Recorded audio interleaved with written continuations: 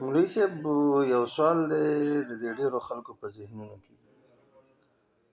سوال دا دی چې تاسو علما کرام چې کوم دی د قادیانیانو په باره کې چې کوم دی ډېر لګیایي، د هغې مذمت بیانوئ، او کوم چې نور بېدینه دي یا اهل کفار دي لکه عیسایان شو، یهودیان شو یا هندوان شو، د هغې په باره کې داسې ډېر څه نه وایئ. نو دا څه فرق دی؟ د دې باندې هم لږ پوهه کوئ جي. مننه جي، الله دې خوشحاله کړه. بس موږ خو طالبان یو، موږ به دې څه جواب وکړو.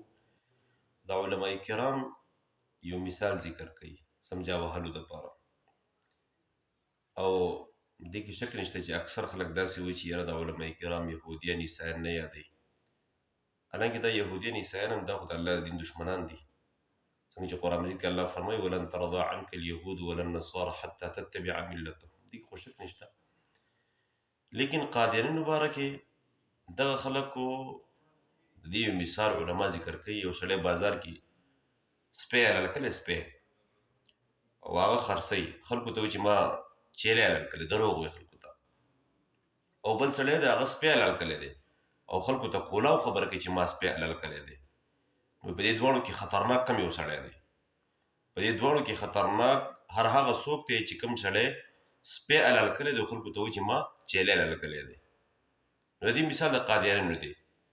او چې کوم سړي سپی حلال کړی دی او خلکو ته کولا وایي چې ما سپی حلال کړی دی، مثال د یهودیانو د عیسایانو دی.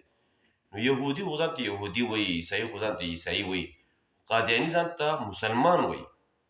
او هغه زمونږ ایمانونه خراب کوي، مونږ ایمانونو ته نقصان را رسوي په دې خبره باندې. نو دې وجه باندې وایي دا ځکه خطرناک خلک دی چې ځان ته مسلمان وایي خو مسلمانان نه دي. او بعض ټیم کې اکثر داسې هم خلک وایي یاره دا قادیانیان چې کوم دی انشاءالله هم وایي، بسم الله هم وایي، محمد رسول الله هم وایي، او دا علما کرام دې ته کافر هم وایي.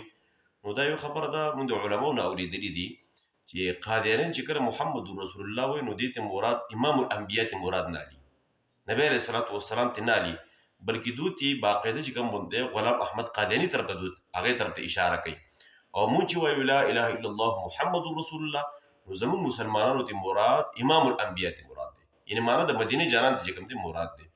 دې وجه باندې کوم دی قادیانیان چې کوم دی دغه خلکو ځان ته مسلمانان وایي، حالانکې دا مسلمانان نه دي.